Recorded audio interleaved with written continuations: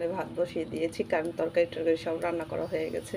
আর দুঃখের বিষয় একটাই যে এই যে কালি পড়েছে পাতিলে, যে মাটির চুলায় রান্না করলে যেভাবে কালি পড়ে, এগুলো যে ধুইতে কী কষ্ট, এগুলো মাজতে সকালবেলা আমার মাজতে মনে হয় কি 1 ঘন্টা লাগছে।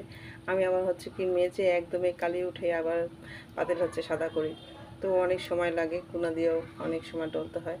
এটাই হলো কষ্ট। মাটির চুলায় রান্না খেতে মজা, কিন্তু রান্না করতে মনে করেন ডাবল সময় লাগে। ডাবল সময় মানে কি, গ্যাসে রান্না করতে যেটুকু সময় লাগে তার 2 গুণ সময় লাগে ওকে মাটির চুলায় রান্না করতে। তো সব কিছু রেডি করে চলে আসছিলাম মাটির চুলায় রান্না করতে। তো মাটির চুলায় রান্না করেও একটা প্যারা, মানে আগুনের তাপটা লাগে মুখে, এবং গরম তো আছেই, ফ্যান ছাড়লে আবার ধোঁয়া আসে, ফ্যান ছাড়লে ধোঁয়া আসে চোখের মধ্যে। কী করার, তা সব কিছু মেনে নিয়ে রান্না করতেছে। মেয়ে মানুষের জীবন, পুরুষ মানুষের হয়তো বলবে যে ভালো লাগে না, আজকে কাজে যাবে না, কিন্তু রান্না তো করতেই হবে, প্রতিদিন খেতেই হবে। তো রান্না শেষ পর্যায়ে আমি ভাত বসিয়ে দিয়ে ফ্যানের নিচে বসে আছি। ভাতটা হলে গড়া দিলে আমার রান্না শেষ। আর হচ্ছে চুলা তো জ্বালাই না, বললাম যে চুলা তো ঘরের মধ্যে জ্বালাইতে চাই না, কারণ পুরো ঘর আগুনের মতো হয়ে যায়, গরম হয়ে যায়, গরমের মধ্যে থাকাই যায় না। এর জন্য একটু কষ্ট করে হলেও মাটির চুলা একটু বাইরে আসছে রান্না করতে লেগে। যে সারাদিনের রান্না একবার করি জানেন না, এটা আবার এই যে সকালে রান্না করি, যে রোদের তাপটা বাড়ার আগে আগে রান্না শেষ করে সারাদিন হেসে বসে থাকি চিরাই।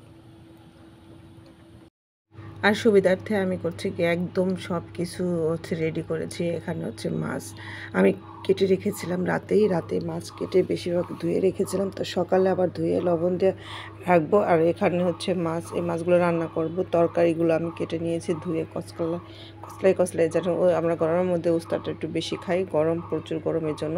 আমি চালটাও কিন্তু ধুয়ে সব কিছু রেডি করে তারপর হচ্ছে মাটির চুলায় রান্না করতে যাই, কারণ মাটির চুলায় রান্না করতে গেলে এই ঘর থেকে ওই ঘরে সব কিছু নিয়ে যাওয়া একটা প্যারা। এখানে ভেন্ডি ভাজি করব, আর আমি জিরা প্রতিদিন বেটে খাই, শুধু বাটতে পারি না। তো আমি আগেই তরকারিটা রান্না করেছি, যে আগে তরকারিটা রান্না করলে তারপর ভাতটা বসিয়ে দিয়ে আমি ফ্যানের নিচে বসে থাকতে পারবো। আর এখানে হচ্ছে ফ্যান চালালে আরও ধোঁয়াটা আসে মুখে।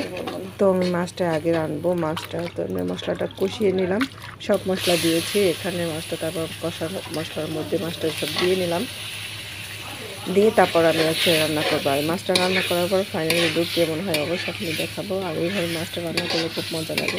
আর এই মাছটা হচ্ছে নদীর মাছ, আমি আর আফাজে গেছিলাম ঘুরতে, সেখান থেকে নিয়ে আসছিলাম।